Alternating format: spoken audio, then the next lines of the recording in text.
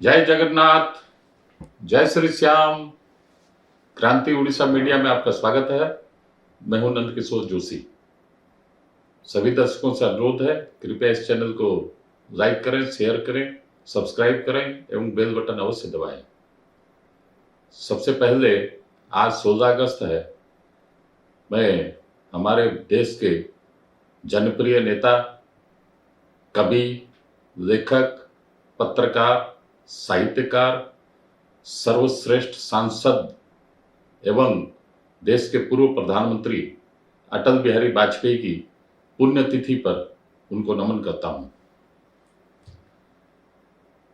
मैं 1974 में फरवरी में जब सरस्वती पूजा थी, उस दिन अटल बिहारी वाजपेयी कटक आए थे। बक्सविहार में गोपबंधु बाग में उनकी जनसभा थी। वो मीटिंग मैंने अटेंड की थी। उस समय मैं कॉलेज में फर्स्ट ईयर में पढ़ रहा था, कॉमर्स। तत्पश्चात उसके दूसरे दिन उड़ीसा के जो सबसे पुराने टाउन हॉल है कटक में, उसमें उनकी पत्रकार सम्मेलन भी हुई थी। उस पत्रकार सम्मेलन में भी मेरे पड़ोस में एक थे स्वर्गीय, अभी आजकल स्वर्गीय हैं, उस समय थे आदित्य वल्लभ राय। वो फ्रीडम फाइटर एसोसिएशन के उड़ीसा के सभापति भी थे। जो सबसे लोकप्रिय उड़िया पेपर है समाज, उसमें वो पत्रकार भी थे। एवं उसके साथ मैंने अटल बिहारी वाजपेयी जी की पत्रकार सम्मेलन, न्यूज कॉन्फ्रेंस मैंने अटेंड की थी 1974 के सरस्वती पूजा के दूसरे दिन। और वो सीन मुझे आज तक भी याद है। 49 साल हो गया, 50वां साल अभी चल रहा है, आज तक भी पूरा याद है। मुझे मिलाकर 6-7 पत्रकार थे। मैं तो पत्रकार नहीं था, लेकिन समाज के, उड़ीसा के सबसे लोकप्रिय अखबार समाज के पत्रकार के साथ में मैं गया था। मेरे पड़ोसी थे वो, और मेरे घर के पास ही है वो टाउन हॉल, एकदम वॉकिंग डिस्टेंस में है। 6-7 पत्रकार थे। उन्होंने जो सब सवाल जवाब किया, वाजपेयी जी ने बहुत बेबाकी से उत्तर दिया। उस समय टेलीविजन भी नहीं था, लेकिन आकाशवाणी था।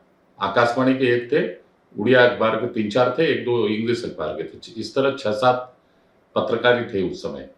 और करीब 1 घंटा वो पत्रकार सम्मेलन चला, प्रेस कॉन्फ्रेंस चला। उसमें उस समय, आज के दिन तो पत्रकारों की बात क्या मैं कहूं, उस समय कांच के गिलास में, छोटे से कांच के गिलास में चाय दी गई थी पत्रकारों को।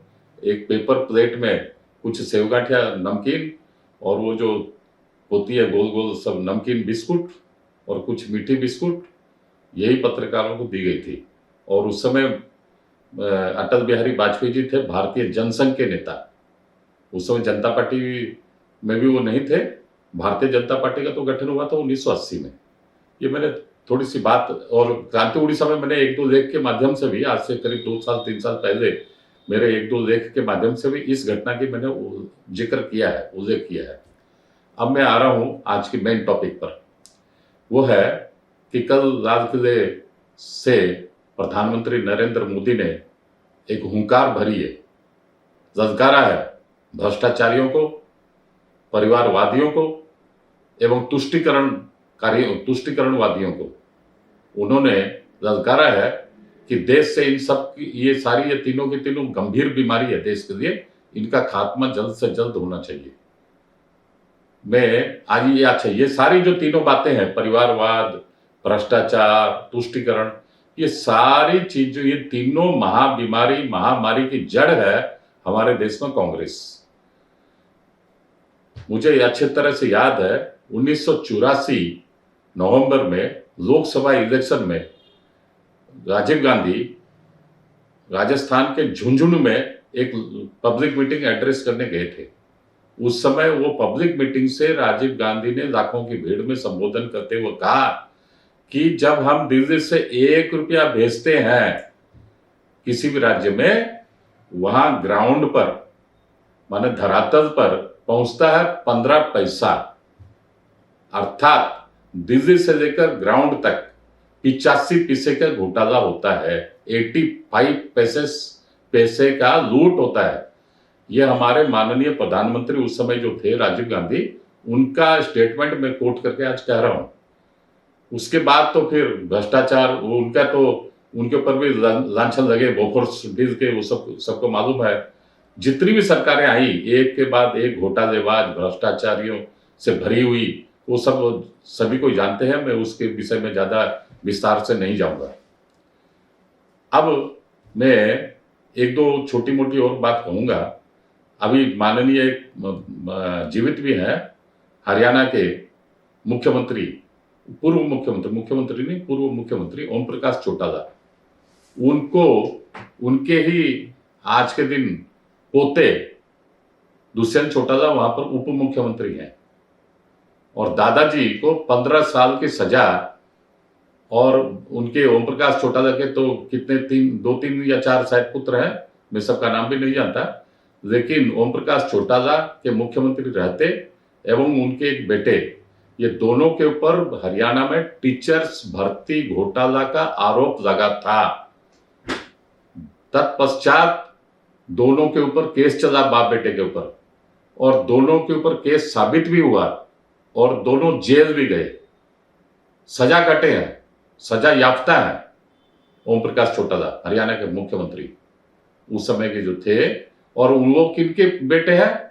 उनके पिताजी भारत के उप प्रधानमंत्री तक पहुंचे थे, देवीलाल। और आज ओम प्रकाश चौटाला के पोते वहां पर हरियाणा में उप मुख्यमंत्री हैं आज।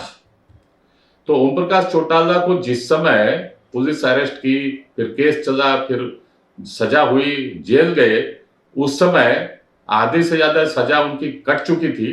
बीच बीच में कभी कभी पैरोल भी आते थे, महीना 2 महीना 4 महीना के लिए। वो सब तो हमारे देश में जुडिशियल सिस्टम में वो सब प्रोविजन है ही, रखा हुआ अंग्रेजों के समय से। लेकिन एक बार का वाकया मुझे अच्छे से याद है कि ओम प्रकाश चौटाला लंबी पैरोल में आए थे बाहर। उस समय हरियाणा के चुनाव चल रहे थे और चुनाव की कैंपेनिंग में बराबर सक्रियता से भाग ले रहे थे। तभी उनके विरोधी पार्टी ने हाईकोर्ट में, पंजाब एंड हरियाणा हाईकोर्ट में केस फाइल करके कहा कि ये अभी आ रखे पैरोल में, हेल्थ ग्राउंड में, और दिन रात हरियाणा का चक्कर काट रहे हैं, दौरा पर दौरा कर रहे हैं, इलेक्शन कैंपेनिंग कर रहे हैं।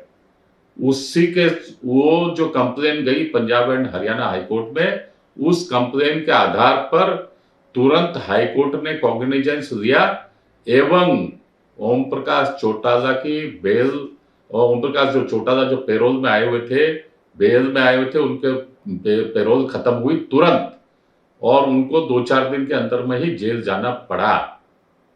तत्पश्चात वो कभी और पैरोल में या बेल में और आए नहीं, एवं सजा काट कर, पूरी सजा करके अभी जेल से बाहर हैं।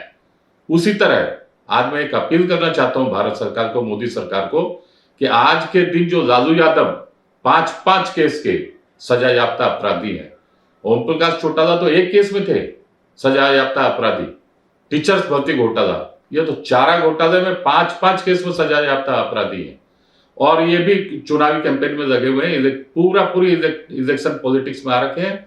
ये अभी पटना में जून 23 में जो मीटिंग हुई थी उसमें ये सक्रिय थे, विरोधियों की मीटिंग जो हुई थी।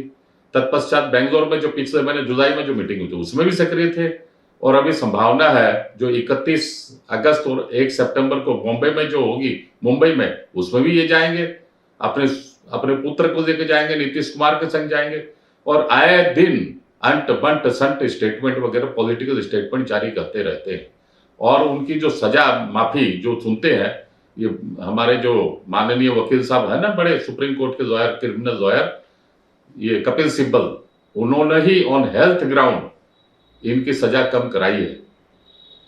तो मैं तो अपील करता हूं भारत सरकार से कि भारत सरकार के वकील को सामने आना चाहिए और कोर्ट में पेश होना चाहिए, बोलना चाहिए कि ये इनका तो हेल्थ एकदम ठीक है, ये तो सब जगह चक्कर काटते रहते हैं, राजनीतिक मीटिंग उटिंग करते हैं, प्रेस कॉन्फ्रेंस करते हैं, बाकायदा वीडियो भी उपलब्ध है, सब जगह जाते हैं, बिहार में, बिहार के बाहर, दिल्ली, बेंगलोर, बॉम्बे, सब जगह जाते हैं।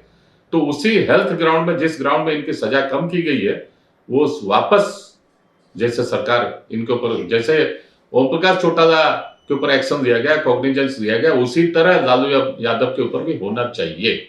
जरूरी है गणतंत्र की रक्षा के लिए, देश की रक्षा के लिए। अब मैं आ रहा हूं कि भ्रष्टाचारियों के ऊपर हमारे माननीय प्रधानमंत्री मोदी जी ने कल करारा प्रहार किया है। 3 बिंदुओं पर उन्होंने मोटी बातें कही है। एक भ्रष्टाचार के खिलाफ, एक परिवारवाद के खिलाफ और एक तुष्टीकरण के खिलाफ। परिवार, भ्रष्टाचार और परिवारवाद और तुष्टीकरण, ये तीनों ही एक दूसरे से तीसरे से लिंक किए हुए हैं और सबकी जड़ है कांग्रेस। उन्होंने ही, जवाहरलाल नेहरू अपने प्रधानमंत्री पद पर रहते हुए इंदिरा गांधी को ऑल इंडिया कांग्रेस कमेटी का प्रेसिडेंट बनाए थे। 1964 में 27 मई को प्रधानमंत्री नेहरू के निधन हुआ था। उसके पहले इंदिरा गांधी की ताजपोशी हो गई थी कांग्रेस अध्यक्ष के रूप में। उसके बाद तो फिर शास्त्री जी तो 1.5 साल के लिए आए हमारे देश में प्रधानमंत्री, और तत्पश्चात इंदिरा जी रही 15-16 साल, और इंदिरा जी के बाद फिर राजीव गांधी रहे। राजीव गांधी के बाद तो सोनिया जी, राहुल जी, ये सब तो है ही। ये तो बिना प्रधानमंत्री के शपथ लिए ये लोग प्रधानमंत्री बने रहे मनमोहन सरकार में। ये तो सबको सब जग जाहिर है, सभी जानते हैं इस बात को। तो ये जो परिवारवाद जो 4-5 पीढ़ी का चला कांग्रेस के समय, और इन्हीं के अनुकरण करते हुए सारे भारत में क्षत्रिय पार्टियों ने भी परिवारवाद पनपा और उन्होंने भी तुष्टीकरण की राजनीति की।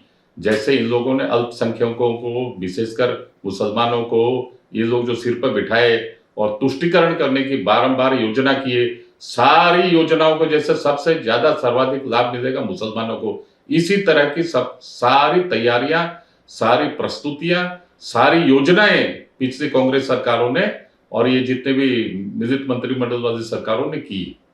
एक बार तो मुझे अच्छी तरह से याद है, राजेंद्र सच्चार कमीशन एक गठन हुआ था हमारे देश में, उसकी रिपोर्ट भी आई थी। उसमें उन्होंने जोर दिया कि भारत में माइनॉरिटीज को ज्यादा इंपॉर्टेंस दिया जाए। उसी के आधार पर डॉक्टर मनमोहन सिंह जब प्रधानमंत्री थे, उन्होंने कहा भारत के संसाधनों पर माने रिसोर्सेज पर सबसे बड़ा और सबसे पहला हक होता है मुसलमानों का। ये स्टेटमेंट है मनमोहन सिंह जी का जब वो प्रधानमंत्री थे। अब आप देखिए तुष्टीकरण की सारी राजनीति इनको माने इनके सामने फेल हो जाती है। इन्हीं लोगों के, कांग्रेस वालों के ही परिवारवाद, भ्रष्टाचार, तुष्टीकरण की राजनीति को अनुकरण किए हैं सारी क्षेत्रीय पार्टियां। हमारे देश में आप चाहे यूपी में जाइए, मुलायम सिंह, अखिलेश यादव, बिहार में लालू यादव, उनके पुत्र तेज प्रताप यादव, तेजस्वी यादव, राबड़ी देवी, आंध्रा में जाइए वाईएसआर रेड्डी, उनके बेटे अभी जगनमोहन रेड्डी, तेलंगाना में केसीआर, उनकी बेटी के कविता और उनके बेटे, कर्नाटक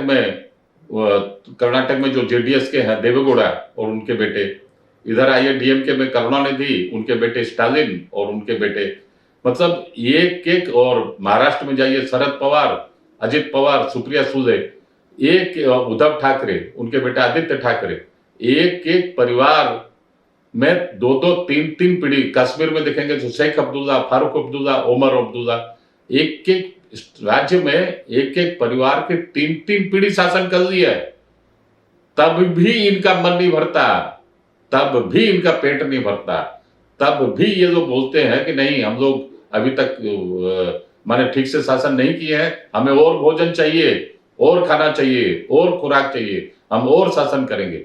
मतलब जनता जनार्दन तंग आ चुकी है इनके शासन से, इनके भ्रष्टाचार से, इनके परिवारवाद से, और इनकी सारी जितनी निकम्मापन से, निकम्मियों से लोग, जो भारत की जनता तंग आ चुकी है, इनसे निजात पाना चाहती है ये लोग। लेकिन कहीं ना कहीं किसी न किसी रूप में मोदी सरकार को, भारत सरकार को बदनाम करने की फिराक में हमेशा रहते हैं। लेकिन अब समय आ गया है कि जैसा मोदी जी ने कल विजन दिया है कि 2047 तक विश्व गुरु बनेगा भारत, और उन्होंने एक और बड़ी बात कही जो आज तक लाल किले से किसी प्रधानमंत्री ने नहीं कही थी। उन्होंने स्पष्ट बोला कि ऐसे हम लोग अभी प्लानिंग कर रहे हैं, आगामी 1000 साल तक भारत का सिक्का बुलंदी पर रहेगा, भारत बुलंदी के शिखर पर रहेगा। 1000 साल तक का विजन प्रधानमंत्री मोदी ने लोगों को बोला है, दिखाया है। उससे लगता है वास्तव में भारत के अभी स्वर्णिम काल अभी शुरू हो गया है। करीब हम लोग देखेंगे कि पिछले 800-1000 साल तक हम लोग गुलाम के तौर पर ही रहे। जितने सब आक्रांता लोग बारंबार आके हमारे देश पर आक्रमण किए, धन संपदा लूटे, यहाँ पर शासन किए। 400-500 साल तो ये मुगल लोग ही रहे, 200 साल से ज्यादा ये जो अंग्रेज रहे। और वास्तव में अभी भी देश जो 1947 के बाद नाम के तो हम लोग आजाद हो गए, लेकिन ये परिवारवाद के दखल में ही हम लोग रहे। 60-65 साल तो इन कांग्रेसियों ने शासन किया, चाहे डायरेक्ट हो या इनडायरेक्ट हो। आज जो दूसरे भी नॉन कांग्रेस प्राइम मिनिस्टर जो लोग भी रहे, वो सभी कांग्रेस से ही निकले हुए हैं। मोरारजी देसाई, चरण सिंह, ये जितने भी जो भी निकले हैं, चंद्रशेखर, वीपी सिंह, सारे के सारे, आई.के. गुजराल, सारे के सारे कांग्रेस से ही निकले हैं। अर्थात कांग्रेस ने डायरेक्ट और इनडायरेक्ट हमारे देश पर करीब करीब 65 साल शासन किया है। केवल 14-15 साल, जैसे पहले 6 साल अटल बिहारी वाजपेयी थे, उसके बाद अभी 9 साल नरेंद्र मोदी रहे। इन 15 सालों को छोड़कर बाकी सारे समय ये कांग्रेसियों का ही शासन रहा है, आजादी के पश्चात भी। और अगर टोटल को हम लोग देख लें तो करीब करीब 1000 साल हम लोग गुलामी के तौर पर हम लोग जिए हैं इस देश में। अब आगामी 1000 साल भारत का होगा, भारतीयों का होगा, और भारत विश्व गुरु बनेगा। ऐसा खाका, ऐसी बातें हमारे माननीय प्रधानमंत्री नरेंद्र मोदी ने कल लाल किले से घोषणा की है। और सभी भारतीयों के लिए बड़ी गर्व की बात है कि बहुत इनका जो विजन है वो सारा एकदम क्लियर कट देश की उन्नति की तरफ जा रहा है। देश कैसे भारतवंशियों के कैसे पूरे विश्व में डंका बज रहा है, भारतीयों का कैसे विश्व में डंका बज रहा है, भारत सभी दृष्टिकोण से आत्मनिर्भरता की ओर बढ़ रहा है, और हम लोग चहुमुखी विकास हमारे देश में हो रहा है माननीय प्रधानमंत्री जी के नेतृत्व में, वास्तव में स्वागत योग्य है और मनन करने लायक है, प्रशंसा के लायक है।